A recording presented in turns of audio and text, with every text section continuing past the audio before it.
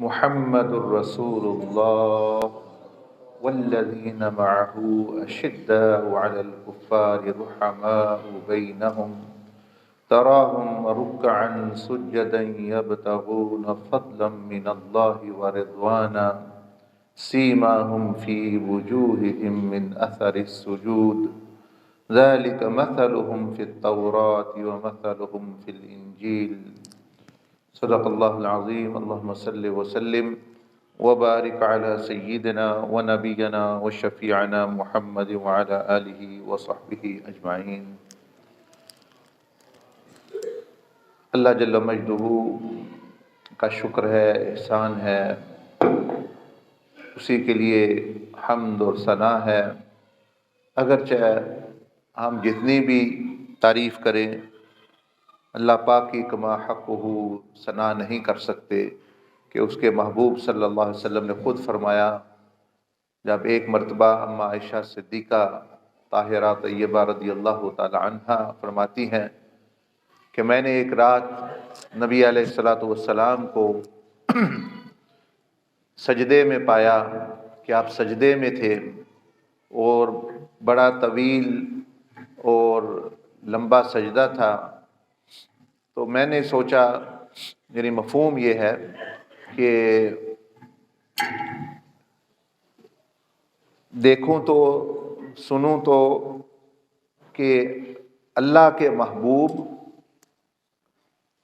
اپنے محبوب یعنی اللہ جل مجدہ کو کیا کہہ رہے ہیں، کیا مناجات ہو رہی ہیں اور کیا سرگوشیاں کر رہے ہیں اور کیا فرما رہے ہیں۔ تو وہ فرماتی ہیں کہ میں قریب ہوئی تو ایک آپ علیہ السلام مسلسل کے ساتھ اللہ جل مجدہ کے ساتھ مناجات میں مشغول تھے۔ اس میں سے ایک ٹکڑا جو ابھی ہماری یہ جو موضوع کے ساتھ تعلق رکھتا ہے وہ بیان کر رہا ہوں۔ فرمایا کہ میں نے سنا کہ حضور علیہ السلام فرما رہے ہیں اللہم لا احصی ثناء علیک، کہ اے اللہ، اے میرے رب، میں تیری تعریف حقیقت میں نہیں کر سکتا، تیری ثنا نہیں کر سکتا، تیری حمد نہیں کر سکتا۔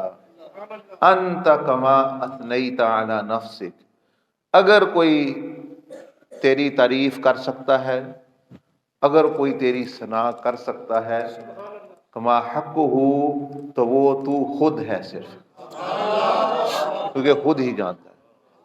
تو جب اس کے محبوب اور سب نبیوں کے امام، فرشتوں کے امام، تمام مخلوق کے سردار اور عارف، اور جن کو سب سے زیادہ معرفت اور سب سے زیادہ علم، سب سے زیادہ قرب، سب سے زیادہ محبت اللہ پاک نے عطا فرمائی، تو جب وہ یہ فرما رہے ہیں تو پھر ہم کیا، جو ہمارا تو کسی 3-13 میں ہی مطلب یعنی وہ کیا کہ گنتی نہیں۔ تو اس لیے لیکن بندے کو پھر بھی اپنی حیثیت کے مطابق اللہ پاک کی حمد و ثنا کرتے رہنا چاہیے۔ اللہ پاک اپنے فضل سے پھر قبول فرما لیتا ہے۔ اس کے بعد درود اور سلامتیاں اور برکتیں اور رحمتیں اربوں کھربوں کروڑوں انگنت نبی علیہ السلام کی ذات شریفہ پر، آپ کے آل پاک پر، آپ کے اصحاب پاک پر، آپ کی ازواج پر، آپ کی اولاد پاک پر، آپ کے والدین پر، اور اس تابعین، تبع تابعین، اولیاء امت پر، سب پر اللہ پاک رحمت و برکتوں کا نزول فرمائے۔ اور یہ جو آپ نے نسبتیں بیان کی بڑی اعلیٰ، دیکھیں رجب یہ بذات خود اللہ سے نسبت رکھتا ہے۔ نبی علیہ السلام نے فرمایا کہ رجب اللہ پاک کا مہینہ ہے، شعبان میرا مہینہ ہے، اور رمضان میری امت کا مہینہ ہے۔ تو کیا مطلب یہ کہ رجب میں اللہ پاک سے اپنا تعلق ٹھیک کرو، شعبان میں نبی علیہ السلام میں فنائیت حاصل کرو، اور رمضان میں امت کے ساتھ، لوگوں کے ساتھ، پڑوسیوں کے ساتھ، ان کے سب کے ساتھ ہمدردی کر کے اللہ کا کرو۔ تو 3 جس نے کام کر لیے اس کا بیڑا پار ہو جاتا ہے اللہ کے فضل سے، یعنی اللہ پاک سے اس کا تعلق ٹھیک ہو گیا، حضور علیہ السلام سے ٹھیک ہو گیا، اور اللہ کی مخلوق یعنی امت کے ساتھ ٹھیک ہو گیا، تو بس اس کا معاملہ ٹھیک ہے۔ تو یہ 3 مہینے دیے گئے کہ ان میں محنت ہو۔ تو رجب بذات خود اللہ جل مجدہ سے نسبت رکھتا ہے، پھر سیدنا علی کرم اللہ وجہ الکریم سے نسبت رکھتا ہے، پھر سیدنا خواجہ معین الدین چشتی رحمۃ اللہ علیہ سے نسبت رکھتا ہے، اور بھی کئی صحابہ، کئی بزرگ اس مہینے میں تشریف لائے، کوئی دنیا سے پردہ فرما گیا، تو یہ بھی نسبتیں بڑی اعلیٰ ہیں۔ پھر آپ کی مسجد جو ہے، یعنی آپ نے نام رکھا ہوا ہے نور مدینہ، مدینہ شریف کی نسبت، محلے کا نام آپ کا سید ابو بکر صدیق سے نسبت رکھتا ہے، تو آپ تو بہت ساری نسبتیں اکٹھی کر کے بیٹھے ہوئے ہیں ماشاءاللہ، مطلب ہے ساری۔ اللہ پاک بھی نبی علیہ السلام، مدینہ شریف، سیدنا علی کرم اللہ وجہ الکریم، اور ساتھ ہی سیدنا ابو بکر صدیق رضی اللہ عنہ کے محلے میں رہ رہے ہیں۔ بس یہ جو محلہ جو آپ نے اچھا کیا نام رکھا، کیونکہ بعض بزرگوں نے فرمایا ہے کہ حدیث تو نہیں لیکن بزرگوں کا اپنا ایک یعنی وجدان ہوتا ہے کہ نبی علیہ السلام نے فرمایا کہ علی میرے علم شہر کا دروازہ ہے، یعنی باب مدینۃ العلم۔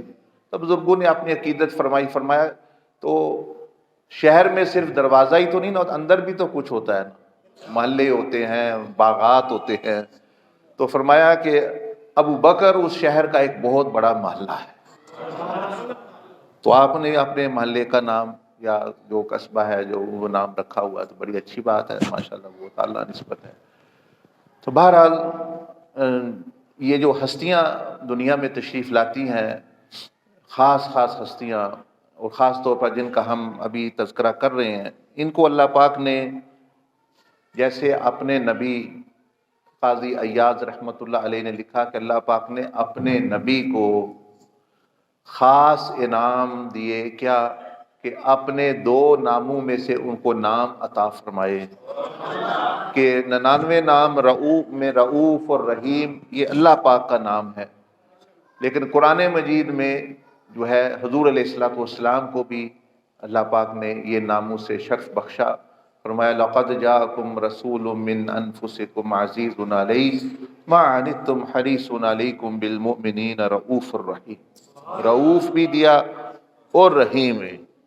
یہ ہستی جن کا ہم آج ذکر کر رہے ہیں، ان کو بھی اللہ پاک نے اپنے ناموں میں سے ایک نام عطا فرمایا ہے۔ ان کا تو ذاتی نام ہی اللہ پاک کے صفاتی نام علی سے نکلا ہے۔ آپ نے آیت الکرسی میں پڑھا ہوگا وَهُوَ الْعَلِيُّ الْعَظِيمُ، وہ جو ہے نا علی، بس اسی طرح یہ بھی علی ان کا نام ہے۔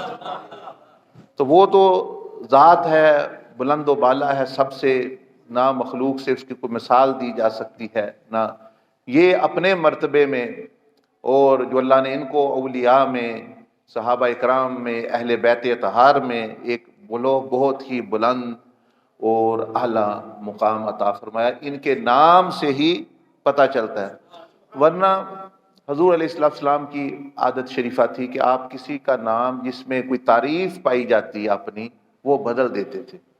امہات المومنین میں سے ایک ہماری ماں کا نام تھا جس کا نیکوکار اور اس طرح کا کوئی نام آپ نے بدل کے زینب غالباً رکھ دیا، اسی طرح کوئی اور آیا اس کا بھی نام، فرمایا کہ نام میں اپنی نہیں کرنی چاہیے۔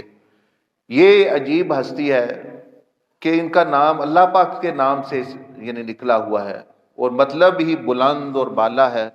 آپ سنتے نہ تھے بلکہ خود بھی اسی نام سے پکارتے، تو اس کا مطلب ہے کہ حضور علیہ السلام نے توثیق فرمائی کہ واقعات یہ بلند اور بالا ہستی ہے، یہ علی ہے۔ اس لیے نام کی وہ ٹائٹل کی ضرورت اور نہیں، یہ بذات خود ایک نام ہے۔ شاہ صاحب فرما رہے تھے کہ میں وہی پسند نہیں کرتا میرے ساتھ بھی علامہ شیخ یہ لگایا جائے، تو میں ان کو تو نہیں، لیکن میں ان کو بلکہ کہا اس دفعہ بھائی اس کی وجہ ایک یہ ہے کہ میرا نام احمد ہے، اب اس نام سے کوئی بلند بالا کو ٹائٹل ہو تو یہ کافی، یہ کم ہے، جب آپ ٹائٹل لگاتے ہیں تو یہ دب جاتا ہے درمیان میں، تو احمد بذات خود ایک بڑی نسبت ہے، اور آپ جب ساتھ لگا دیتے شیخ، مولانا، علامہ صاحب، شیخ وقت، کہاں یہ ٹائٹل اور کہاں احمد نام جو ہے، تو اس نام کو خالی رہنے دے، یہ نام اپنی شان خود رکھتا ہے، اور اپنا یہی کافی ہے، یہ نسبت بلند ہے۔ صحیح نہ دوسری نسبت سیدنا عبدالعزیز دباغ سے ہے، وہ بذات خود ایک نام یعنی اسم شریف، تو اس لیے جو ہے یہ باعث برکت ان کے نام بھی ان ہستیوں کے۔ بہرحال یہ جو ہستیاں ہیں جیسے سیدنا علی کرم اللہ وجہ الکریم، آپ جانتے رہتے ہیں، ہر سال سنتے بھی ہیں، یہ ان کی جو مثالیں اور ان کی جو زندگیوں کا تذکرہ جو اللہ پاک نے قرآن مجید میں ارشاد فرمایا، نبی علیہ السلام نے حدیث میں بیان فرمایا، اس کا مطلب یہ ہوتا ہے، اس کا مقصد یہ ہوتا ہے کہ ان کے اندر کچھ ایسی صفات ہوتی ہیں، کچھ ایسی صفتیں ہوتی ہیں کہ اگر وہ دوسرے لوگ بعد میں آنے والے، قیامت تک کا آنے والے وہ لوگ اپنا لیں تو ان کو بھی اپنے درجے میں بہت بڑا مرتبہ اور مقام مل جاتا ہے۔ یہ مقصد نہیں ہوتا کہ ان کا تذکرہ سنیں، یہ ان کا مقام بڑا بلند تھا اور یہ ان کی یہ کرامت تھی، یہ ہوا وہ ہوا، اور خود ہم اسی طرح کے اسی طرح خالم کے خالی رہیں، مطلب یہ مقصد نہیں۔ مقصد ہے کہ ان کا تذکرہ کیا جاتا ہے کہ بھئی ان سے محبت کرو، اور جس سے محبت ہوتی ہے اس کی صفات اپناؤ، دو چار بھی صفات ان کی اپنا لیں تو بندہ جو ہے ولایت کے راستے پہ چل پڑتا ہے، یعنی اتنا بڑا۔ آج صبح ہی میں تذکرہ کر رہا تھا، چلے وہیں سے شروع کر لیتے ہیں، محبت کا، محبت کے لیے ہم ان کا تذکرہ کر رہے ہیں۔ تو میں یہ بیان کر رہا تھا کہ اللہ پاک نے قرآن مجید میں یہ بیان اشارہ فرمایا ہے کہ محبت، یک طرفہ محبت جو ہے نا یہ کام نہیں کرتی۔ ہم سمجھتے ہیں، ہم کہہ رہے ہیں کہ ہمیں اللہ پاک سے محبت ہے، نبی علیہ السلام سے محبت کرتے ہیں یا سیدنا علی کرم اللہ وجہ الکریم سے محبت کرتے ہیں، تو بس یہ کافی ہو گیا۔ نہیں، کافی تب یہ ہونا ہے کہ جب اللہ بھی ہم سے محبت کرے۔ اب ہندو بھی کہتے ہیں ہم بھگوان سے یا جو بھی وہ نام لیتے ہیں، بھئی بڑا جو جس نے پیدا کی ہم محبت کرتے ہیں، عیسائی بھی کہتے ہیں ہم رب کو مانتے ہیں، اور یہودی بھی یہ کہتے ہیں ہم رب سے محبت کرتے ہیں۔ تو وہ اپنے تئیں کرتے ہوں گے، لیکن کیا رب تعالیٰ ان سے محبت کرتا ہے کہ نہیں؟ وہ نہیں، اس لیے وہ تو کہتے ہیں کرتے بھی ہوں گے، لیکن کیونکہ وہ شرک کرتے ہیں، کوئی کچھ کرتا ہے، کوئی کچھ کرتا ہے۔ اب نبی علیہ الصلوۃ والسلام تو کافی یہ نہیں ہوتا کہ صرف ہم ہی کر رہے ہوں، یہ بھی دیکھنا چاہیے کہ اللہ بھی کر رہا ہے کہ نہیں کر رہا۔ اسی طرح حضور علیہ الصلوۃ والسلام ہے کہ یہ کافی نہیں کہ جی میں عاشق ہوں، میں یہ ہوں، میں وہ ہوں، کہ دیکھیں کہ وہ ہستی بھی آپ کو عاشق مانتی ہے، آپ کو محب مانتی ہے، وہ بھی آپ سے محبت کرتی ہے۔ آپ پوچھ لیں سارے جتنے لوگ ہیں، بہت سارے کافر لوگ ہیں، وہ بھی کہتے ہیں ہم حضور علیہ السلام کو پسند کرتے ہیں، لیکن کیا نبی علیہ السلام ان کو پسند کرتے ہیں؟ اب جتنے یہ قادیانی ہیں وہ سارے کہتے ہیں ہم حضور علیہ السلام کو مانتے ہیں، ہم ان سے محبت رکھتے ہیں، لیکن ساتھ ساتھ مرزا غلام قادیانی کو بھی مانتے ہیں۔ تو کیا ان کا یہ کہنا کہ ہم نبی علیہ السلام سے محبت رکھیے کافی ہے؟ بلکہ یہ سوچنا کیا نبی علیہ السلام والسلام ان سے محبت کرتے ہیں یا نہیں، کہ جب کہ وہ نبی کو مانے ہوئے ہیں تو کس طرح ہو سکتا ہے؟ اسی طرح اللہ جل مجدہ نے قرآن مجید میں ارشاد فرمایا، بعد اعوذ باللہ من الشیطان، قل ان کنتم تحبون اللہ، فرمایا اگر تم اللہ سے محبت کرتے ہو، تو یہ تو بیان کر دیا کہ اللہ پاک سے محبت کرتے ہو، تو ثابت ہو گیا اللہ سے تو محبت کرتے ہیں کچھ لوگ، لیکن فرمایا میں نہیں تم سے محبت کرتا، جب تک کہ آگے فرمایا کہ فاتبعونی، یعنی ہوگا تو پھر یحببکم اللہ آگے آئے گا، یعنی یہ کوئی شرط پوری کرنا پڑے گی، کچھ کرنا پڑے گا تب۔ اسی طرح جو ہے سیدنا علی کرم اللہ وجہ الکریم، ہم نعرے مار رہے ہیں، کئی اور بھی اپنے اپنے مکتبہ فکر کے لوگ ہیں، وہ بھی کہتے ہیں ہم حضرت علی سے محبت کرتے ہیں۔ سوال یہ ہے کہ کیا سیدنا علی کرم اللہ وجہ وہ بھی آپ سے محبت کرتے ہیں یا نہیں؟ صرف یہ کہنا، نعرے ماننا اور کہنا جی ہم یہ مانتے ہیں وہ مانتے ہیں، یہ کافی نہیں۔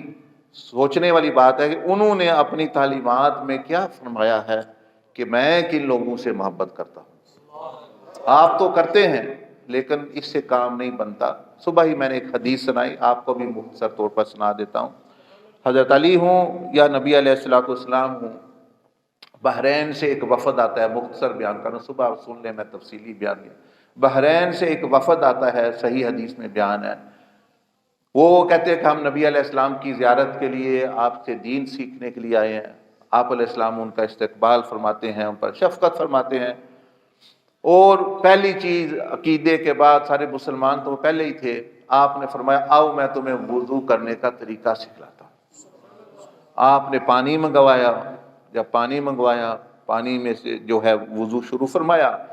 यूं यूं वो पानी नीचे गिरने लगता, वो जो नए लोग आए थे बहरीन से, यानी अजनबी लोग वहाँ से आए थे, वो मोहब्बत की बिना पे, क़ीदत की बिना पे वो जो पानी हाथ नीचे करते, जिसके हाथ में पानी आता वो पी जाता 2 कतरे 4 कतरे, जिसके हाथ में ना आता नीचे गिर जाता, वो ऊपर हाथ मार के हदीस शरीफ में आता है कि कोई चेहरे पे मार लेता, कोई सीने पे मार. वो ऐसे करते रहे, आप अलैहिस्सलाम वुज़ू फरमाते रहे. आपने मना नहीं किया कि वो अपनी अकीदत का इजहार कर रहे हैं. जब आपने वुज़ू फरमा लिया तो फिर फरमाया कि ऐ मेरे गुलामों, ये जो तुमने अमल किया है ये क्यों किया है, ये किस वजह से मेरे वुज़ू का पानी तुम पी गए, कुछ जो है तुमने हाथों पे लगा के अपने सीने पे लगा लिया. उन्होंने फरमाया कि या रसूलल्लाह सल्लल्लाहु अलैहि वसल्लम, ये हमने मोहब्बत की बिना पे किया है कि आप भी हमसे मोहब्बत करें और अल्लाह पाक भी हमसे मोहब्बत करें. आपने फरमाया वो ठीक है, तुमने अपनी अकीदत का इजहार किया है, लेकिन इसकी वजह से मैं और अल्लाह आपसे मोहब्बत नहीं करता. अगर तुम चाहते हो मैं और अल्लाह पाक भी तुमसे मोहब्बत करे, तुम तो हमसे कर रहे हो, लेकिन बात यह है वो कि क्या हम भी तुमसे करते हैं या नहीं. अगर तुम चाहते हो हम भी करें तो फिर तुम्हें 3 काम करना पड़ेंगे, तब जाके हम मोहब्बत करेंगे, वो तुम्हारी है. तो इसलिए ये सोचना चाहिए, ये कोई यक तरफा ट्रैफिक नहीं है. अल्लाह पाक ने कुरान में फरमाया युहिब्बुहुम व युहिब्बूनहु, कि अल्लाह से भी मोहब्बत और अल्लाह उनसे करे, तब काम बनता है. दावा तो करने वाले बहुत है. अब हजूर अलैहिस्सलाम ने 3 उनको इरशादात फरमाए, आप भी, वो आपके लिए भी हैं मेरे लिए भी हैं. 3 इरशादात फरमाए कि ये कर लो तो मैं और अल्लाह पाक भी तुमसे मोहब्बत करेंगे.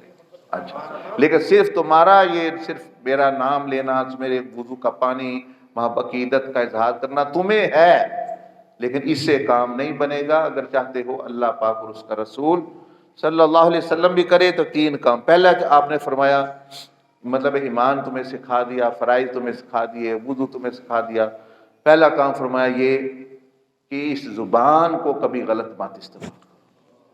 ये पहला फरमाया, झूठ नहीं बोलना, किसी की तकलीफ नहीं देनी, किसी से तुरशरोई नहीं करनी, किसी से कुछ ऐसा मामला नहीं करना ज़ुबान से, गाली गलोच, ओए तोए, अहसन अंदाज में. फरमाया अगर चाहते हो मैं तुमसे मोहब्बत करूं, अल्लाह पाक को एक काम तो तुमने ये करना है कि ज़ुबान से आज के बाद कोई ऐसा कलिमा ना निकले.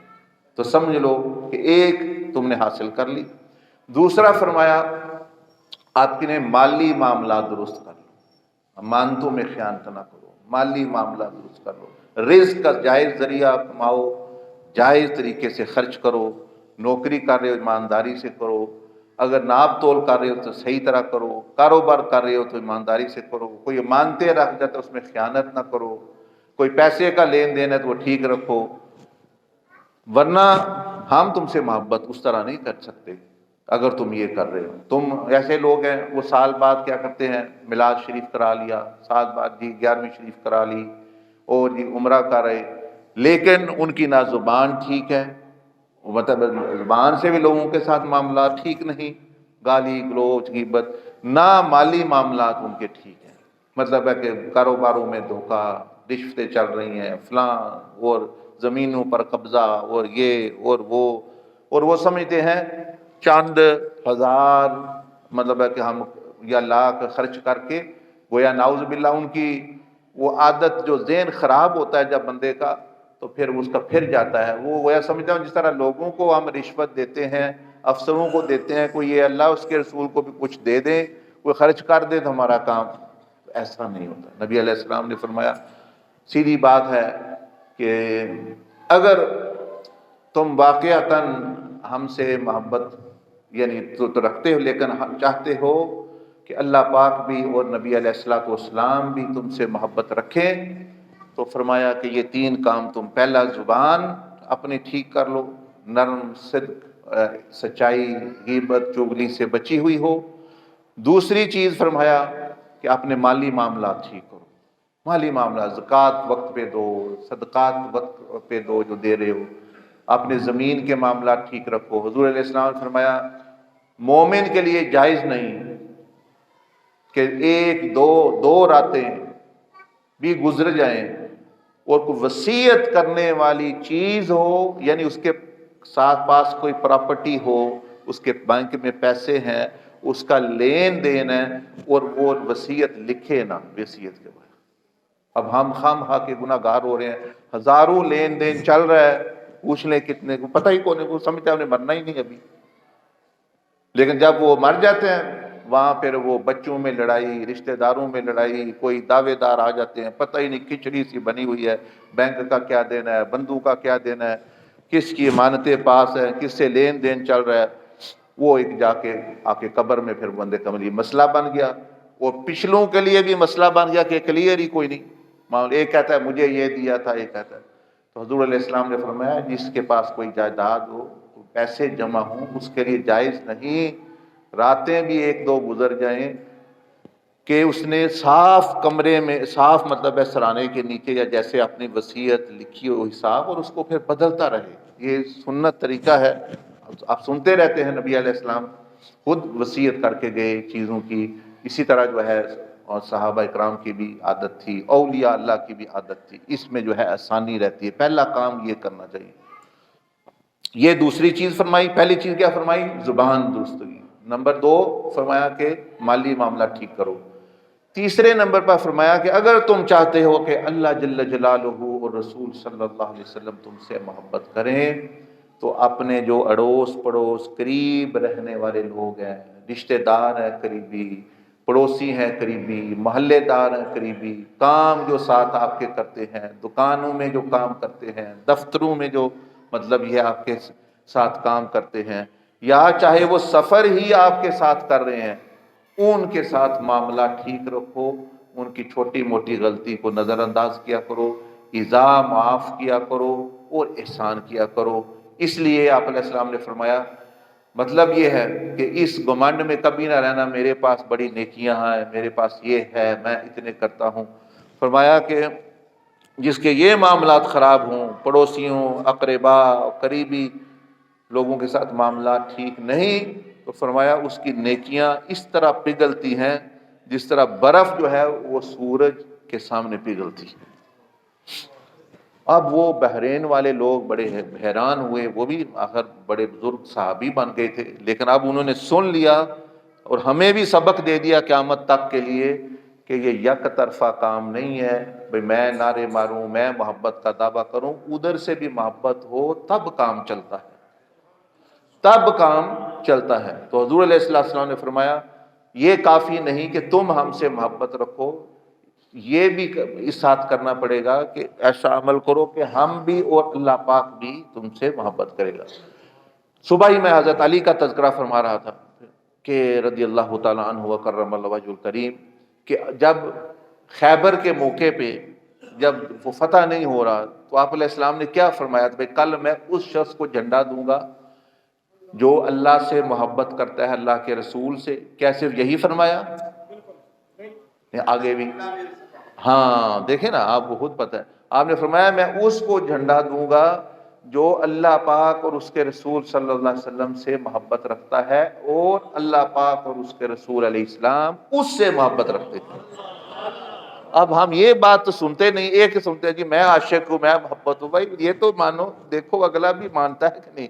ये तो ऐसे ही है कि जैसे एक ने कहा भाई आपका रिश्ता हो रहा है, शादी हो गई, उसने कहा जी आधा काम हो गया है। जी वो कैसे? मैं मान गया हूँ। अच्छा आप मान गए हैं, भाई अगला भी रिश्ता देता है या नहीं, बात तो उससे चलनी है ना। सिर्फ आप घर बैठे मान रहे हैं जी मैंने रिश्ता लेना, मैंने, इससे काम नहीं चलता। तो ये भी एक रूहानी रिश्ता होता है अल्लाह पाक से, नबी अलैहिस्सलातु वस्सलाम से। आपका मानना सिर्फ काफ़ी नहीं। इसलिए नबी अलैहिस्सलाम ने वाज़े किया कि बहुत सारे लोग हैं, उधर मुनाफिकीन भी थे वहाँ, वो दावा तो करते थे कि हम अल्लाह और उसके रसूल सल्लल्लाहु अलैहि वसल्लम से मोहब्बत करते हैं, लेकिन अल्लाह पाक और नबी अलैहिस्सलाम उनसे मोहब्बत नहीं करते। इसलिए आपने फरमाया कल मैं उस शख्स को झंडा दूंगा کہ جو اللہ پاک اور اس کے رسول علیہ الصلوۃ والسلام سے محبت کرتا ہے اور اللہ پاک اور نبی علیہ الصلوۃ والسلام اس سے محبت کرتے ہیں، وہ پھر وہ جھنڈا کس کو دیا؟ سیدنا علی کرم اللہ وجہ الکریم کو اپنا یہ چیز. تو یہ مطلب یہ ہے کہ آپ علیہ السلام کے ہاتھ پر بھی فتح ہو سکتی تھی، آپ ہی جھنڈا لے کے چلے جاتے، لیکن یہ ان کی شان بتانا تھی، ان کا مقام بتانا تھا کہ ان کا مقام کیا ہے، ان کا مرتبہ کیا ہے، ان کو اللہ پاک کے ہاں یعنی کیا درجہ حاصل ہے. تو یہ بات تو سیدنا علی کرم اللہ وجہ الکریم میں بہت ساری صفات تھیں، ہم تو گن ہی نہیں سکتے، وہ اللہ پاک نے کیا کیا شانیں ان کو عطا فرمائی. تو ان کے ان ہستیوں کے تذکرہ کرنے کا مطلب یہ ہوتا ہے کہ ہم میں بھی ہم کچھ ان کی صفات سے فیض حاصل کر لیں، تاکہ ہمیں بھی کچھ نہ کچھ اللہ کے ہاں مقام مل جائے، ہم سے بھی اللہ پاک محبت کرے، ہم سے بھی رسول صلی اللہ علیہ وسلم محبت کریں، اور حضرت علی کرم اللہ وجہ الکریم وہ بھی ہم سے محبت کریں. اب یہ آج موضوع نہیں ہے، لیکن لفظ چھڑا ہوا ہے تو تھوڑا سا اس کے متعلق بھی بتاتا جاؤں. بلکہ سیدنا علی کرم اللہ وجہ الکریم کے خطبات میں، آپ کی تعلیمات میں یہ چیز پائی جاتی ہے، محبت کا تذکرہ، محبت کیسے ہوتی ہے، محبت، کیونکہ آپ بہت بڑے عالم بھی تھے، بہت بڑے حکیم بھی تھے، دانا بھی تھے، عارف بھی تھے، اور سمندر تھے، ایک بحر بے کراں تھے علم کا، معرفت کا. یہ جو محبت آپ سن رہے ہیں، اب سوال یہ ہے، کیا محبت ہو جاتی ہے یا کی جاتی ہے؟ لیکن یہ ایک سوال ہے کہ محبت ہو جاتی ہے یا کی جاتی ہے.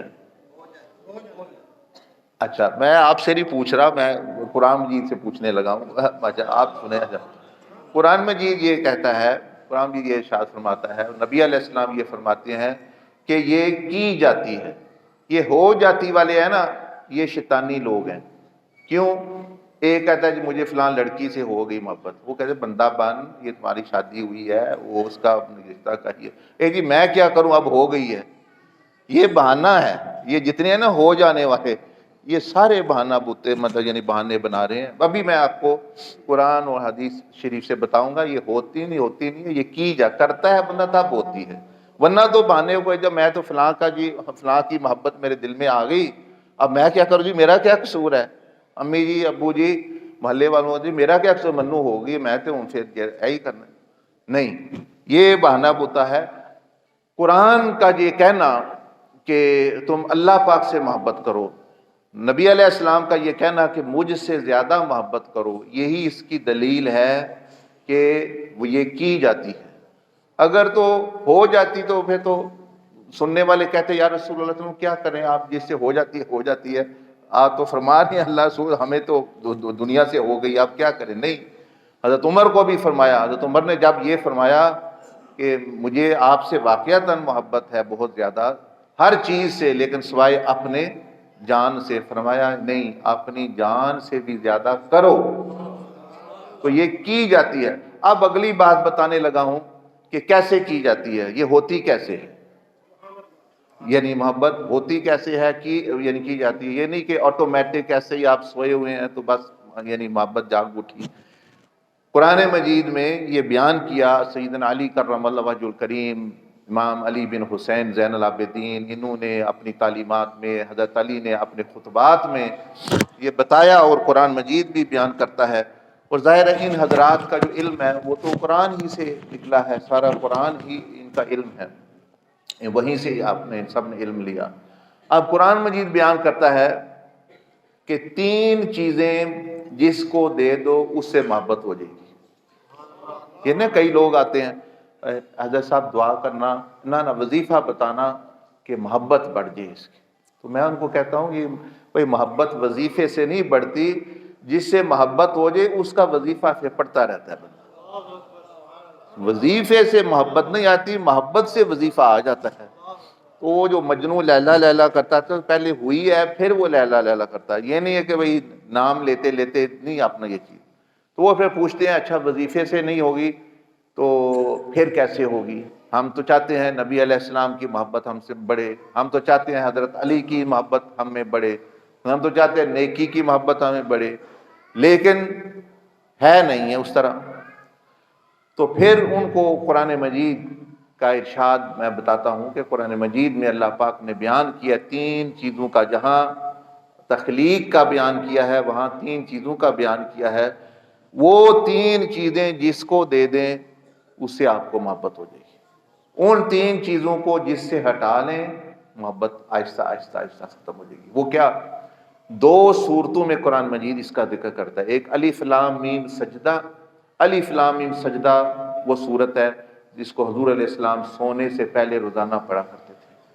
سورت ملک وہ صورت ہے، حدیث شریف میں آتا ہے کہ آپ سونے سے پہلے اس کو بھی پڑھا تلاوت فرمایا کرتے تھے۔ ان دونوں صورتوں میں اللہ پاک نے ان تین چیزوں کا ذکر کیا۔ وہ کیا؟ مثلا ایک میں فرمایا الذی احسن کل شیء خلقہ وبدأ خلق الانسان من طین ثم جعل نسلہ من سلالۃ من ماء مہین ثم سواہ ونفخ فیہ من روحہ وجعل لکم السمع والابصار والافئدہ قلیلا ما تشکرون۔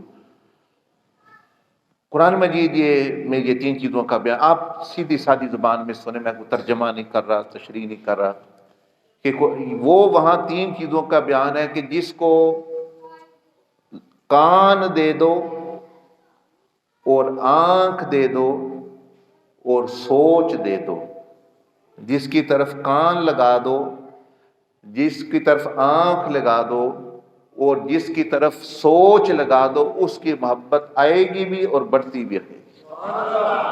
اب یہ کوئی بڑا فلسفہ نہیں، کتابوں میں عجیب محبت ایسے ہوتی ہے ایسے چلی جاتی، سیدھی سیدھی بات قرآن مجید نے تین چیزوں کی بات کی۔ آپ دیکھ لیں کوئی ہے بندہ دنیا میں کہ ان تین چیزوں کے علاوہ اس کو محبت ہوئی؟ صحابہ کو محبت ہوئی حضور علیہ السلام سے، کیسے؟ آنکھوں کی وجہ سے۔ حضرت ویسل کرنی کو محبت ہوئی، چلو آنکھ سے نہیں دیکھا تو کانوں کی وجہ سے۔ اور ہم نے جو بعد کے آنے والے لوگ ہیں انہوں نے نبی علیہ السلام کا تذکرہ سنا، یہ چیز۔ اب ہم کیا کر رہے ہیں؟ اچھا آنکھ جو ہے وہ دنیا کو دی ہوئی ہے، آنکھ جو ہے وہ عورتوں کو دی ہے، سارا دن عورتوں کو دیکھا، فیس بک پہ عورتوں کو دیکھا، ڈرامے عورتوں یہ بے حیائی یہ چیزیں دیکھی۔ سنا جو ہے دنیا داری، پیسہ پیسہ پیسہ، دنیا دنیا دنیا، شہوت شہوت شہوت، عورتیں یہ وہ مال، اور سوچا بھی انہی کے بارے میں۔ تو قرآن تو یہ کہہ رہا ہے اگر یہ تین چیزیں جن کی طرف دو گے ان کی محبت لا محالہ تمہارے اندر آ جائے گی۔ اور ادھر چاہتے ہیں کہ محبت ہو اللہ پاک کی اور اس کے رسول صلی اللہ علیہ وسلم کی، اہل بیت کی، صحابہ اکرام کی، تو وہ کیسے؟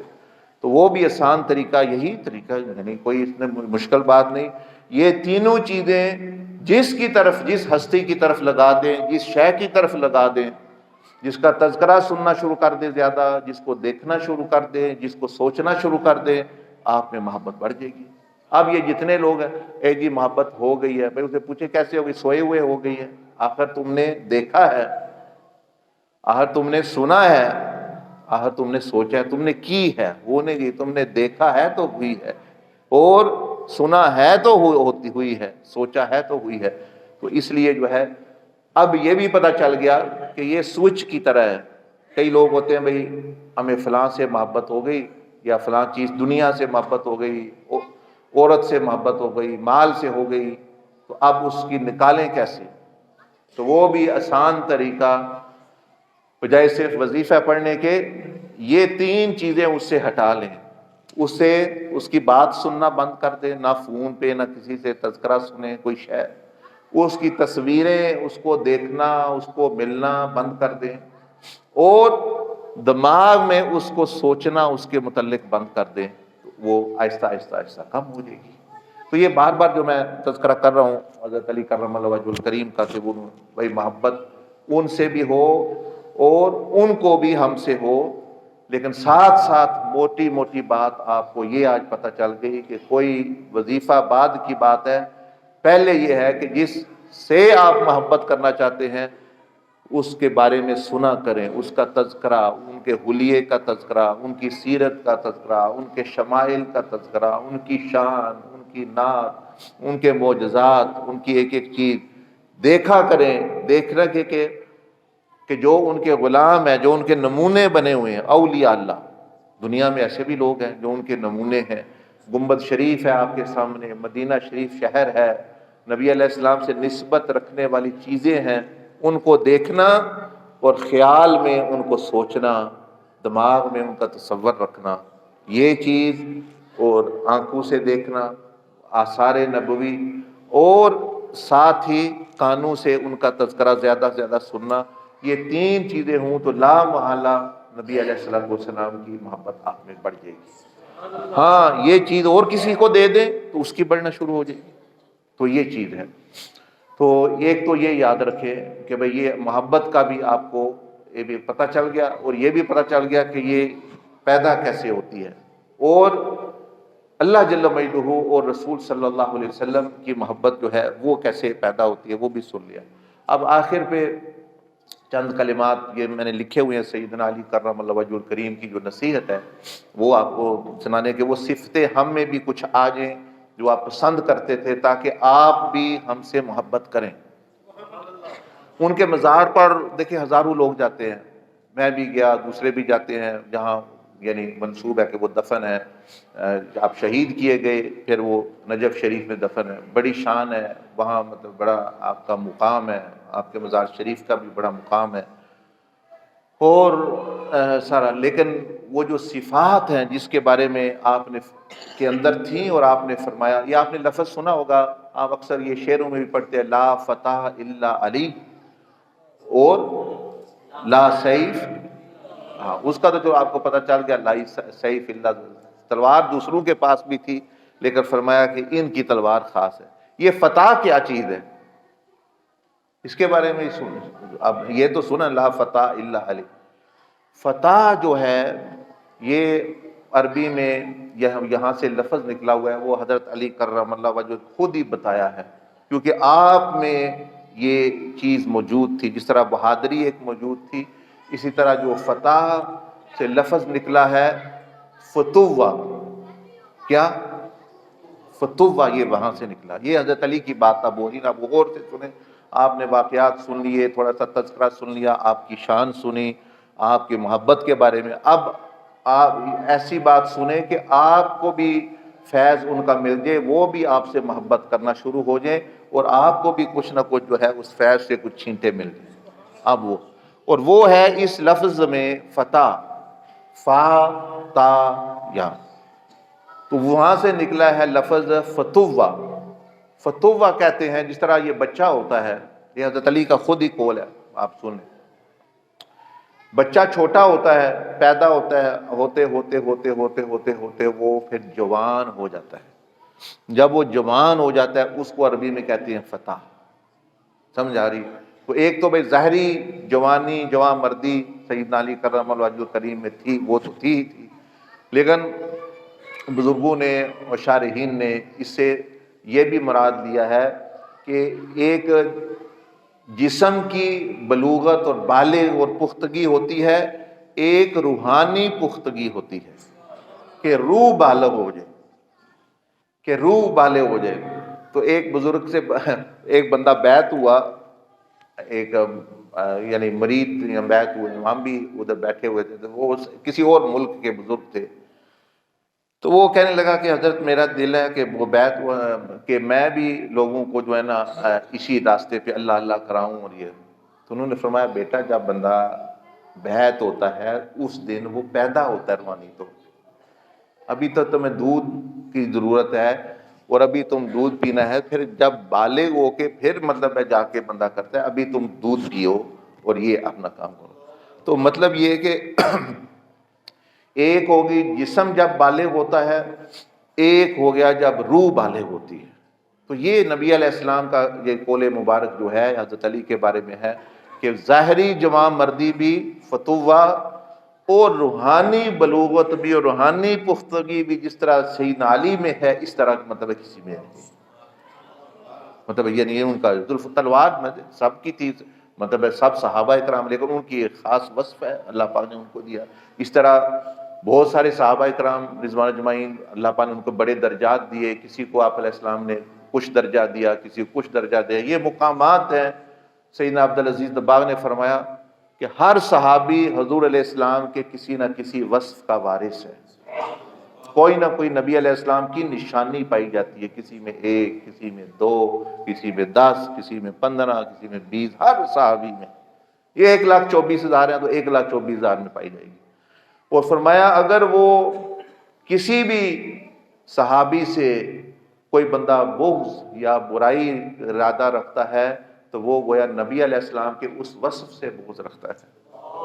اس لیے ان لوگوں کو صحابی نہیں دیکھنا چاہیے، وہی بندے نہ دیکھے۔ جیسے شیطان جو ہے وہ بت دیکھتا رہا آدم علیہ السلام کا، ان کے اندر جو نور جھلک رہا تھا، جو روح تھی، اس کی طرف وہ نظر نہیں کر رہا تھا۔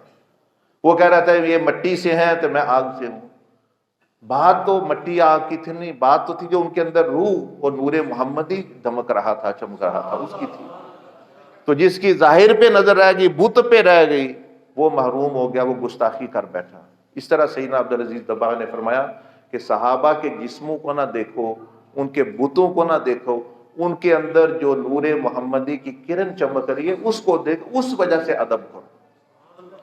وہ ان کا جسد ہے، مٹی سے بنا ہے، جو ہے وہ جانے، ان کا کام جانے۔ ہم نے تو نسبت محمدی سے ادب کرنا ہے، کیونکہ جب آپ نے صحابی کہہ دیا تو ان کی نسبت ادھر ہوگی، کس کے صاحب ہے، کس کے ساتھی ہیں۔ صحابی کا مطلب یہ ہے بھی ساتھی، تو یہ چیز بہرحال اس طرح ہر صحابی رضی اللہ عنہ کی، ہر ولی کی شان بیان کرنی چاہیے، کسی کی جو ہے تنقیص نہیں کرنا، یہ نہیں تھا، وہ نہیں تھا نا۔ یہ اہل سنت کا عقیدہ مسلک یہ بڑا خوبصورت، بڑا حسین ہے۔ یہ سب کا ادب، ادب ہی ادب، شان ہی شان، برکت ہی برکت، بلندی ہے مرتبہ، یعنی بات اللہ پاک کی بھی صفات، حمد و ثنا، نبی علیہ السلام کی بھی شان، اہل بیت اطہار کی بھی شانیں، صحابہ کی بھی شانیں، ولیوں کی بھی شانیں، اماموں کی بھی شانیں، اولیاء کی بھی شانیں ہی بیان کرتا ہے۔ یہ اتنا خوبصورت ماشاءاللہ بزرگوں نے جو ہمیں دیا یہ چیز ہے۔ بہرحال بات ہو رہی تھی کہ وہ حضرت علی کرم اللہ وجہ الکریم، یہ پتہ ہے آپ کو کرم اللہ وجہ الکریم ان کو کیوں کہتے ہیں؟ اس لیے کہ کئی لوگ ان کی گستاخی کرتے تھے، کہتے تھے ان کے چہرے کے بارے میں، تو یہ کہ اللہ نے ان کو چہرے کو عظمت دی ہے، اور اس لیے بھی کہتے ہیں کہ حضور علیہ السلام نے ایک مرتبہ فرمایا کہ نبی کہ علی کے چہرے کی طرف دیکھنا عبادت ہے۔ آپ جب یہ حدیث سنی تو پھر اب یہ لقب آ گیا کرم اللہ وجہہ، کہ اللہ نے جن کے چہرے کو کرامت دی کہ ان کے چہروں کو دیکھنا بھی عبادت ہے۔ اس لیے دوسرے صحابہ کے ساتھ یہ نہیں رضی اللہ عنہ بولا جائے، ان کے ساتھ یہ بھی شان ہے، بہت اور بھی شانیں اللہ پاک نے ان کو دی، بڑا مقام۔ جیسے آپ جانتے ہیں سیدنا ابوبکر و عمر و عثمان علی رضوان اللہ اجمعین 1,24,000 ہیں، تو چوتھے نمبر پہ آپ کا جو ہے وہ مقام ہے، مرتبہ ہے، کتنا بلند اللہ پاک نے دیا۔ اور جو شانیں جن کی آپ اولاد ہیں، جن کی آپ یعنی باپ ہیں، جن کے آپ شوہر ہیں اور جن کے آپ بھائی ہیں، نبی علیہ السلام نے اخوت کے مقام پر فرمایا جب سب کو ایک دوسرے کا بھائی بنایا، ایک مہاجر ایک انصار کو، حضرت علی اکیلے کھڑے رہ گئے، سوچ رہے مجھے تو کسی کا نہیں بنایا، کوئی اب انصاری اس طرح بچا نہیں، چلے وہ خاموش تھے۔ نبی علیہ السلام نے فرمایا علی تو میرا بھائی ہے، تمہیں کسی انصاری کے ساتھ نہیں جوڑا، تمہارے کسی سے جوڑ نہیں سکتے، تم میرے ساتھ ہی جڑتے ہو۔ وہ فرمایا جنت میں بھی تیرا گھر میرے گھر کے سامنے ہوگا، تم دنیا میں بھی آخرت میں بھی بھائی۔ آپ بڑے خوش ہوئے کہ بھئی یہ تو مجھے تو اس سے بھی بڑا مقام ملا۔ بہرحال حضرت علی کرم اللہ وجہ الکریم نے خود ہی بیان کیا کہ یہ جو روحانی بلوغت ہوتی ہے، روحانی پختگی ہوتی ہے، وہ کیسے حاصل ہوتی ہے اور اس کی کیا نشانی ہے۔ مثلاً آپ بھی کہیں گے میں بڑا نیک ہوں، میں تہجد پڑھتا ہوں، فرمایا کہ یہ نشانی نہیں ہے۔ جی میں ذکر زیادہ کروں، فرمایا یہ بھی روحانی بلوغ کی، فتوہ کی، فتح کی نشانی یہ نہیں ہے، علامت یہ نہیں ہے کہ زیادہ ذکر کرنا، زیادہ ظاہری عبادت کرنا، زیادہ نفل پڑھنا، صدقہ خیرات کرنا، یہ اچھے کام ہیں، لیکن یہ نہیں ہم کہہ سکتے کہ یہ روحانی طور پر پختہ بندہ ہے۔ یا علی، اے امیر المومنین، اے وہ ہستی جن کو جو دروازہ ہے شہر علم کا نبی علیہ السلام، آپ ہی فرمائے کہ پھر وہ روحانی جو بالغ بندہ ہوتا ہے اس کی کیا کیسے پتہ چلے کہ وہ روحانی وہ پختگی اس کو حاصل ہو چکی ہے۔ اب آپ کے سننے والی چند باتیں بس میں ختم کر دیتا ہوں، وہ صفات جو ہے آپ نے فرمایا کہ پہلی نشانی جو روحانی بالغ ہے اس کی یہ ہے کہ وہ اللہ کی عبادت نہ جہنم کے خوف سے کرتا ہے نہ جنت کے لالچ میں کرتا ہے۔ او کیوں؟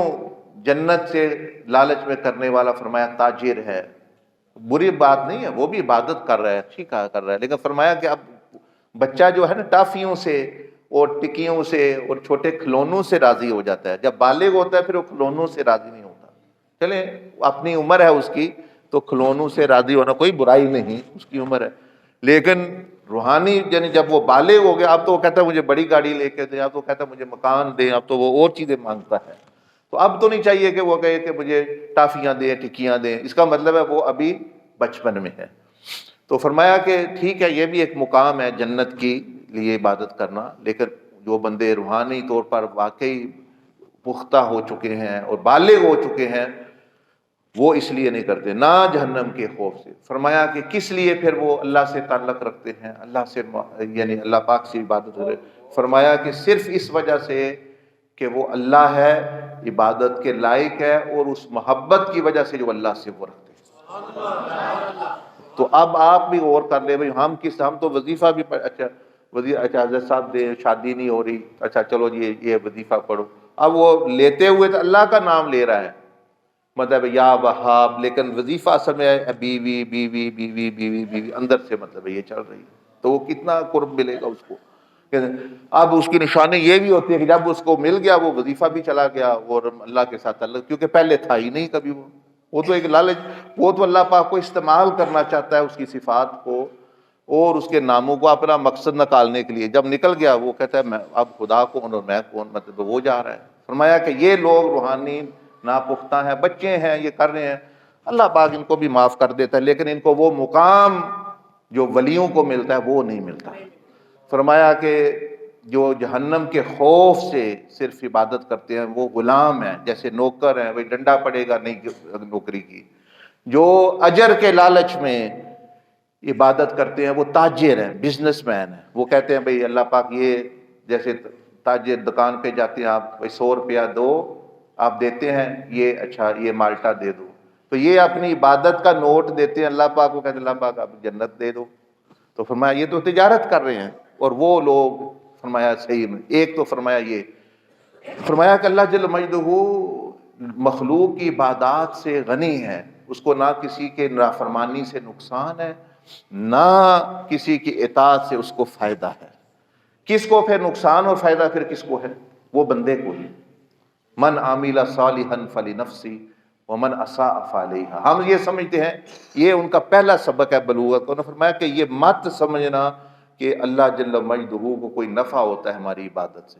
ہم ایسا سمجھتے ہیں اچھا جی میرا ایک کام ہو گیا نا تو میں پھر نمازہ شروع کر دینا، اس طرح کہ انہیں اللہ دا کام کر رہے ہیں نمازہ، آپ نماز میں بھی آپ ہی کا فائدہ ہے، اس کام میں بھی آپ ہی کا فائدہ ہے، آپ تو ایسے بات کر رہے ہیں کہ گویا وہ کوئی اللہ پر احسان کرنا ہے، جی میں الیکشن جیت گیا نا، جی میرا بچہ ہو گیا نا تو میں نمازی بن جاتا، کوئی نماز بھی آپ ہی کا فائدہ ہے، اللہ کو تو اس سے بھی کوئی نفع نہیں۔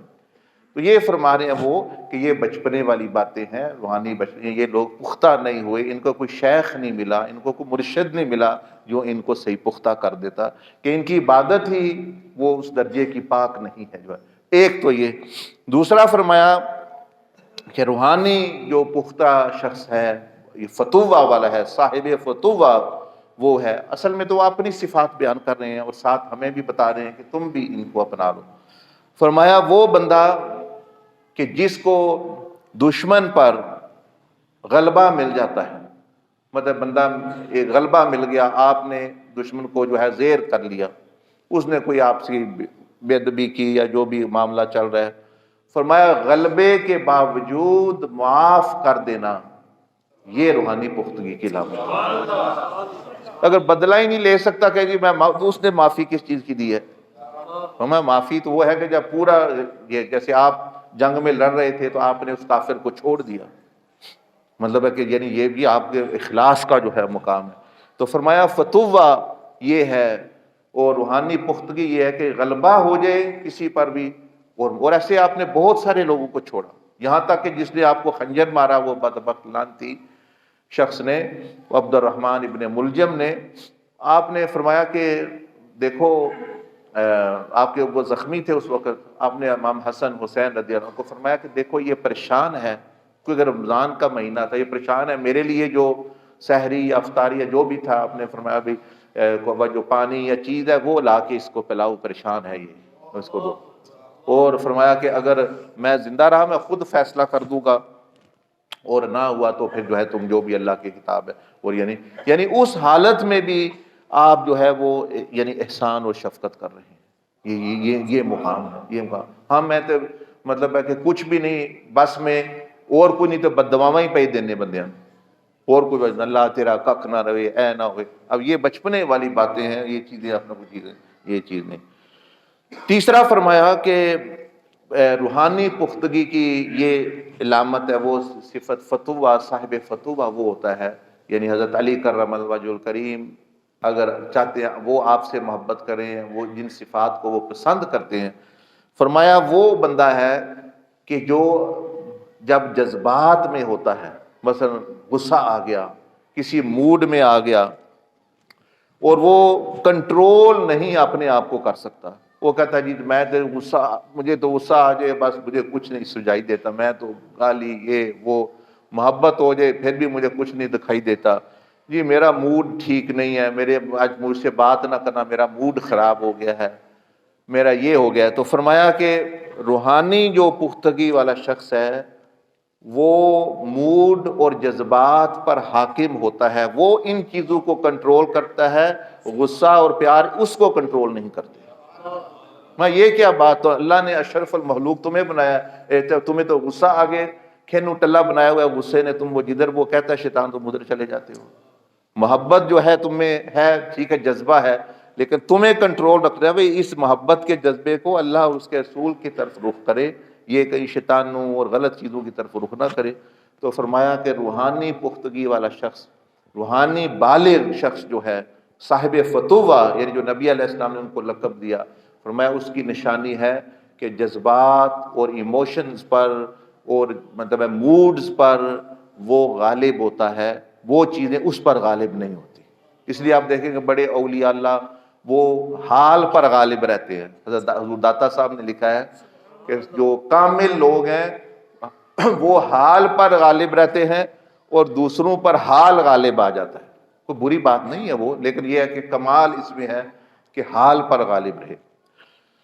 چوتھی بات آپ نے فرمائی کہ غصہ تو بندے کو آتا ہے، ہر ایک کو آتا ہے، لیکن جو روحانی جس کو پختگی حاصل ہے، روحانی بلوغ حاصل ہے، جو میرا وارث بننا چاہتا ہے میری صفات کا، فرمایا کہ عین غصے کی حالت میں نرمی کرنا یہ روحانی عروج کی علامت۔ مطلب اس وقت نرمی کرنا کتنا مشکل ہے، اس وقت تو بندہ ہوتا ہے۔ تو فرمایا کہ یہ وہی شخص کر سکتا ہے کہ جو جس کی روح اور جس کا نفس تزکیہ ہو کے روحانی پختگی میں، ورنہ تو اس وقت بندے کو غصہ اس وقت تو دوسرے پر اتار دیتا ہے، مجھے غصہ آ گیا، یہ بیچارہ آ گیا، ایک پر آیا ہے دوسرا آ گیا اس پر بھی غصہ کر دیا، کوئی کنٹرول ہی کوئی نہیں۔ لیکن غصہ کی حالت میں نرمی کرنا، یہ فرمایا والکاظمین الغیظ، یہ بڑے لوگوں کا کام ہے، متقین کا کام ہے اور اولیاء کا کام ہے، تو بندے اس کا فائدہ بڑا ہوتا ہے نرمی سے اپنا سوچ۔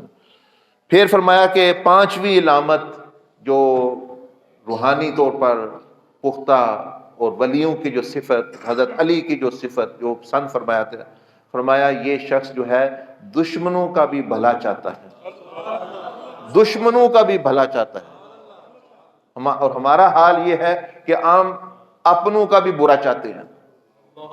دیکھیں یہ پڑوسی نے اچھا یہ کیوں لے لی، اس نے فلاں مکان بنا لیا، اس نے یہ فلاں رشتہ دار کے یہ کام کیوں ہو گیا، فلاں کا یہ ہو گیا، ان کا برا، مطلب ہم تو یعنی روحانی طور پر اونچا کیا، ہم تو نیچے جا رہے ہیں، تو ہم نے وہاں سے اٹھنا پڑے گا کہ بھئی اس مقام پر آ جانا کہ دشمن کا بھی بھلا۔ آپ کی دعاؤں میں یا آپ کی سکھائی ہوئی دعاؤں میں یہ چیز شامل ہے۔ فرمایا کرتے تھے یا اللہ جو میرے دنیاوی دشمن ہے، دنیاوی کی وجہ سے جو یعنی دشمن کر رہے ہیں، یا میرے پاس ان کے پاس کوئی چیز نہیں، ان کو اپنے پاس سے عطا فرما، اور ان کو ہدایت عطا فرما، اور جو میرے دینی دشمن ہیں بھائی دین کی وجہ سے میری مگر ان کو سمجھ نہیں، فرمایا ان کو ہدایت عطا فرما، صراط مستقیم دکھا، اور جو دنیا والے ہیں ان کو دنیا دے اگر ان کو دنیا پسند ہے۔ تو دیکھیں نا ولیوں کی دعائیں کیسی ہیں، وہ دونوں طرح کے دشمنوں کے، بھائی جو اس وجہ سے میرے خلاف ہیں کہ ان کو سمجھ نہیں، وہ سمجھتے ہیں میں غلط ہوں، حالانکہ غلط وہ ہیں، کافر ہیں، منافق ہیں جی، وہ فرما رہے ان کو تو اللہ پاک ہدایت دے، کافر کو ایمان دے، منافق کو اخلاص دے، اور جو دنیاوی وجہ سے لڑ رہے ہیں ان کو اپنے پاس سے خزانے دے۔ تو یہ فرمایا دشمنوں کا بھی بھلا یعنی چاہنا، اور روحانی پختگی کی یہ علامت ہے، فرمایا کہ دعا مانگے اور اگر دعا وہ مل جائے جس جو مانگی ہے تو اللہ کا شکر ادا کرنا، اور نہ ملے تو زیادہ خوش ہونا، یہ روحانی پختگی کی علامت ہے۔ میں جو یعنی جو تو بندے دعا یا اللہ مجھے یہ دے دے، مل گئی بڑا شکر ہے اللہ کا، خوش ہو جائیں، لیکن اگر نہ ملے تو اس سے بھی زیادہ خوش ہونا۔ پوچھنے والوں نے پوچھا کہ اے امیر المومنین یہ کیا آپ ارشاد فرما رہے ہیں، یہ تو ہماری سمجھ سے باہر ہے کہ جو چیز ہم مانگ رہے ہیں مل جائے تو چلو شکر ہے، نہ ملے تو صبر کریں ہم، آپ کہہ رہے ہیں اس پر بھی زیادہ شکر اور خوش ہو۔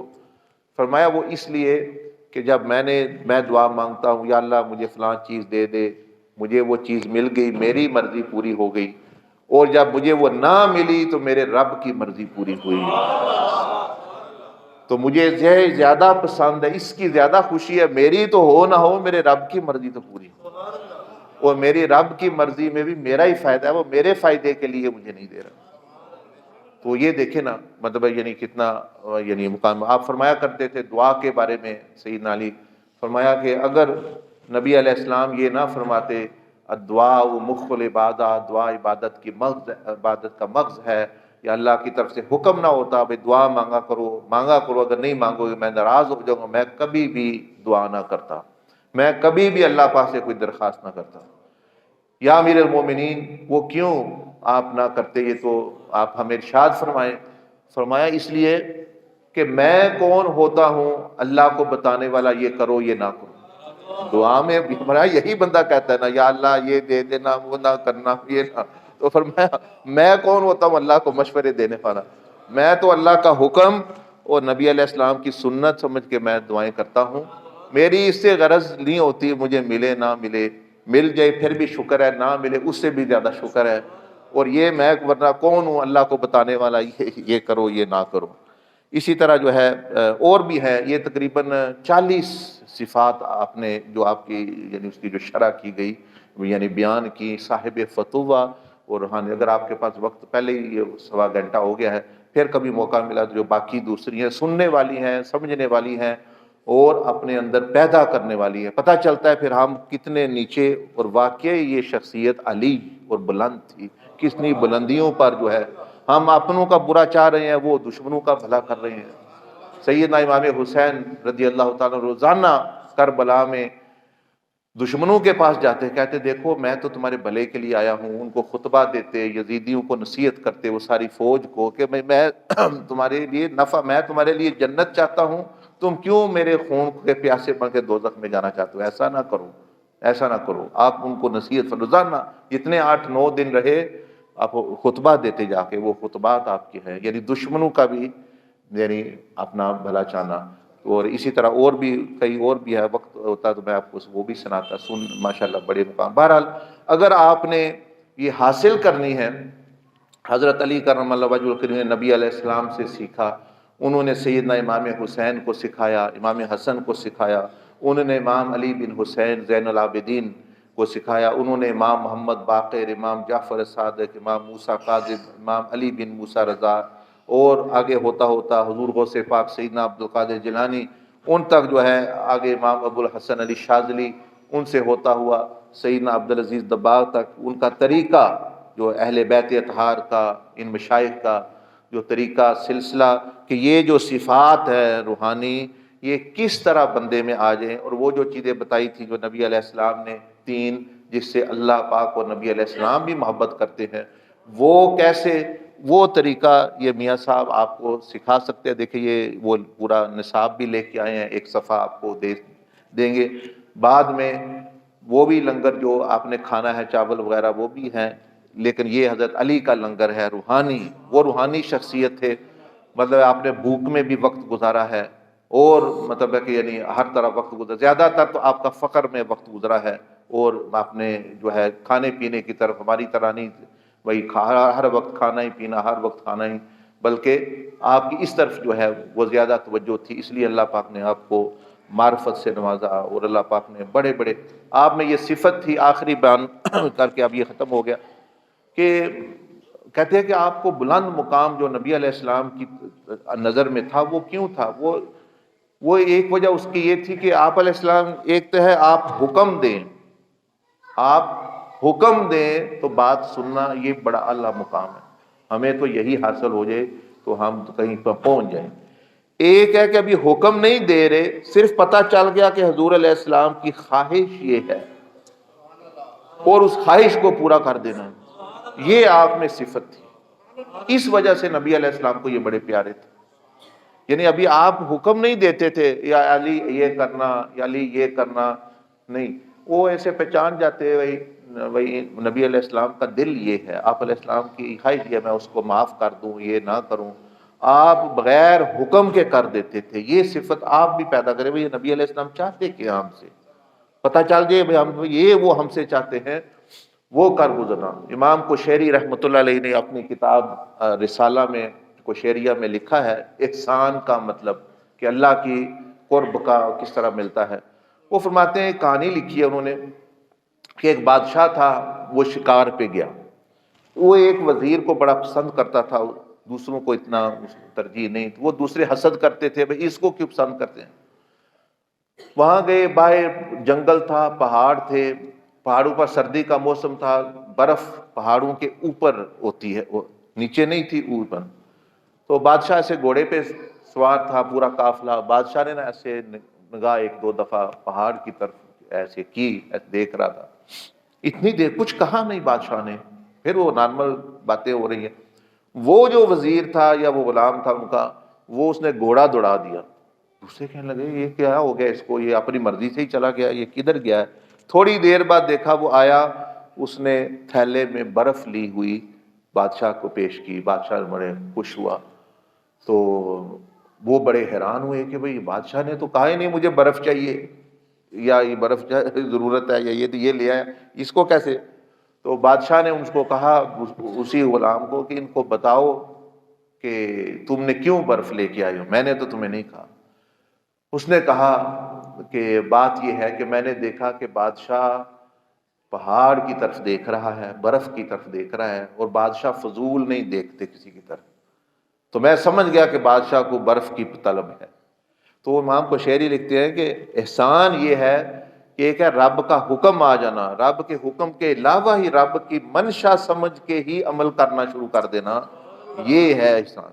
تو یہ حضرت علی کرم اللہ وجہہ الکریم میں صفت تھی، جو نبی علیہ الصلوۃ والسلام کی جو خواہش ہوتی وہ ہی پورے. ابھی حکم نہیں دیتے. مثلا ایک دفعہ آپ آئے تو دیکھا حضور علیہ السلام کے چہرے پر کچھ نکاحت کے اثار ہے، رنگ مبارک جو ہے بھوک کی وجہ سے. پوچھا دوستوں سے کیوں؟ فرمایا بھوک ہے، کھانا نہیں ملا. کہا نہیں حضور علیہ السلام نے. آپ چلے گئے گھر میں، پوچھا سیدہ کائنات سے، سیدہ فاطمہ الزہرا سلام اللہ علیہ ورضی اللہ تعالی عنہا سے، کوئی نہیں ہے. آپ ایک یہودی کے پاس گئے، گوارانہ کیا اس سے قرض لوں. فرمایا کہ کوئی کام کرنا ہے. اس نے کہا ہاں کام یہ پانی نکالنا ہے، ایک ڈول کے بدلے ایک کھجور دوں گا. آپ نے فرمایا ٹھیک ہے. آپ نے پتہ نہیں 40 ڈول نکالے، 50 نکالے. وہ 50 کھجوریں لے کے جو ہے وہ آپ حضرت نبی علیہ السلام کے پاس تشریف لے آئے. فرمایا یہ آپ علیہ السلام نے کھائی. آپ بڑے خوش ہوئے، آپ نے دعائیں دی، اور پھر کچھ فرمایا بھی. فرمایا علی یہ میری محبت کی وجہ سے تم نے ایسے کیا ہے نا؟ کہنے لگے ہاں. اب دیکھیں انہوں نے فرمایا نہیں کہ علی میں بھوک ہے جاؤ کچھ کھانے کے لیے لے کر. وہی بندہ تو وہ ہے، مرید تو وہ ہے، امتی تو وہ ہے، بندہ تو یہ وہ رب کا وہ ہے کہ جو رب کی منشا، نبی کی منشا، شیخ کی منشا سمجھ کے عمل کر دے، اس کو مقام ملتا ہے. جنگ خندق میں آپ نے آپ فرمایا ایک بندہ بدبخت، وہ کافر، وہ नारे मार रहा था, मतलब बुला रहा था, आओ मेरे साथ लड़ो, आओ मेरे साथ लड़ो। कोई आपने आवाज दी, आपने फरमाया कोई है इसका जो मुंह बंद करे, हुक्म नहीं दिया आपने किसी को। इसे आपने सोचा, हजरत अली से फरमाया कि बड़े बड़े साहबा कराम है, बड़े बड़े मुकामात वाले, मुझसे बड़े बड़े, तो मैं आप खामोश थे। जब तीसरी दफा, पहली दफा तो कोई नहीं उठा, दूसरी दफा भी, जब तीसरी दफा तो आप फिर जो है उठ खड़े हुए। नबी अलैहि सल्लम ने हुक्म नहीं दिया आपको कि उठो, आप खुद उठ खड़े हुए और आपने खुद फिर उनको तलवार दी, उन पर खुद दुआ दी। वो बड़ा काफिर कहते 100 बंदे से मुकाबला करता था अमर बिन बद, जो खंदक को छलांग के उसको जो है फिर वो मारा। और मतलब ये मिसालें दे रहा हूँ कि आपके अंदर वो एक ऐसी सिफत थी जो अगर हम भी थोड़ा सा फैज़ ले लें कि सिर्फ हुक्म पे नहीं चलना, हजूर अलैहिस्सलाम की ख्वाहिश और तमन्ना और खुशी पे चलने, भाई आपकी खुशी इस तरफ है। बस आप फरमाते थे एक बंदा हक पर भी हो, दूसरे पर, दूसरा जो है वो हक पर नहीं है, लड़ाई दुनिया के, दीन की नहीं, दुनिया की लड़ाई है, प्रॉपर्टी की, पैसे की, मेरा मरला इधर चला गया, मेरा बन्ना इधर चला गया, मेरी बकरी। फरमाया जो हक पर होते हुए खामोशी इख्तियार कर ले कि भाई झगड़ा ना बढ़े, फरमाया मेरे दिल को खुशी होती है और जन्नत में मैं उसको एक जगह दे। एक बुजुर्ग फरमाने लगे मुझे जन्नत की परवाह नहीं, मुझे दिल मुस्तफ़ा की परवाह है। आपका दिल इससे खुश होता है मैं चीज़ छोड़ दूँ, चीज़ क्या, मैं जन्नतें छोड़ दूँ। तो यानी जिस तरह उनकी मोहब्बत, तो इस तरह का प्यार मोहब्बत हो तो फिर आपको भी उनका फैज़ बड़ा जो हासिल करना चाहिए। मियाँ साहब इधर है, दुआ या सलाम के बाद जो है आप कुछ ना कुछ फैज़ और तरीका सीखें, इंशाल्लाह और भी बहुत फ़ायदा होगा। अल्लाह पाक मुझे भी आपको भी इन हजरात का, सैयदना अली कर्रमल वजहुल करीम, सैयदा खतून जन्नत फातिमा ज़हरा सलाम अलैहा, सब अहले बैत का फैज़ नसीब फरमाए। हमें तो मिल रहा है, देखें ना ये भी बैठे हैं, तशरीफ़ फरमाए अहले बैत, इधर भी सादात है, जो मौजूदा सादात है उनकी कदर करें। और तमाम सहाबा इकराम का, तमाम अइम्मा इकराम का, अइम्मा फ़िक़्ह का, औलिया का अदब करने वाले अहले सुन्नत का, देखिए ये एक ही तुर्रा है, अदब। अदब, अल्लाह की बारगाह का भी अदब, नबी अलैहिस्सलाम की बारगाह का भी अदब, अहले बैत अतहार का भी, अज़वाज मुतहरात का भी, उम्महातुल मोमिनीन, आपके वालिदैन करीमैन, आपकी औलाद और आपके असहाब, आपकी यानी जो भी आपकी उम्मत, मतलब आपसे जो चीज़ निस्बत रखती है, वो मट्टी हो, वो मतलब है कि सोना हो, वो कोई चीज़ भी हो निस्बत, क्योंकि जैसे मैंने अर्ज़ की कि हम निस्बतें देखनी है, बंदों को नहीं देखना, बंदों को नहीं देखना, चीज़ों को नहीं हम देखते, सिर्फ जो है किससे जुड़ी हुई हैं हमारा उसके साथ मतलब यानी तल्लुक़। वो बंदा नबी अलैहिस्सलाम पर नज़र रखता है, वो कभी फिर भटकता नहीं। जो बंदों के पीछे जाएगा, चीज़ अच्छा ये तो मट्टी है, अच्छा जी ये तो जी बंदा ही है, ये तो जी हुक्मरान है, ये फिलां है, वो भटक जाएगा। हुक्म ही नहीं कि उन चीज़ों को देखें जिससे निस्बत है। अब ये मस्जिद में ईंटें लगी हुई हैं जी, ठीक है निस्बत, अब वो टॉयलेट है, लैट्रीन है, उसमें भी हो सकता है वही ईंट लगी हुई मस्जिद। तो अब हमने ये नहीं देखना ये ईंट है और ये तो वही है जो टॉयलेट में लगी हुई है, ये भी तो ईंट है ना। अब उसकी मस्जिद से निस्बत हो गई, अब एक एक ईंट 1,24,000 ईंटें हैं, तो वो सब का अदब मस्जिद की वजह से करना है, मट्टी या कहाँ किस बट्टे से आई है इस वजह से नहीं। और जो किसी एक ईंट की बेअदबी करेगा वो मस्जिद की बेअदबी समझी जाएगी। इस तरह हुज़ूर अलैहिस्सलाम के सहाबा की मिसाल समझें, आप मस्जिद हैं और सहाबा इकराम वो ईंटें हैं जो दीन पे लगी हुई है। वो जो भी थे, जब उन्होंने आप अलैहिस्सलाम से निस्बत उधर जुड़ गई ईंटें उनके दीन के साथ, अब किसी ने जो है उस ईंट की तरफ मैली नज़र से भी देखा, समझा जाएगा ये मस्जिद की बेअदबी कर रहा है, वो समझा जाएगा नबी अलैहिस्सलाम। इसलिए अदब, एहतराम, माँ बाप का भी अदब, बड़ों का भी अदब, कुरान का भी अदब, भाई बहन, मतलब अदब ही अदब करेंगे कभी नुकसान नहीं, बेअदबी में बड़ा नुकसान है। अल्लाह पाक मुझे भी आपको तौफीक अता फरमाए।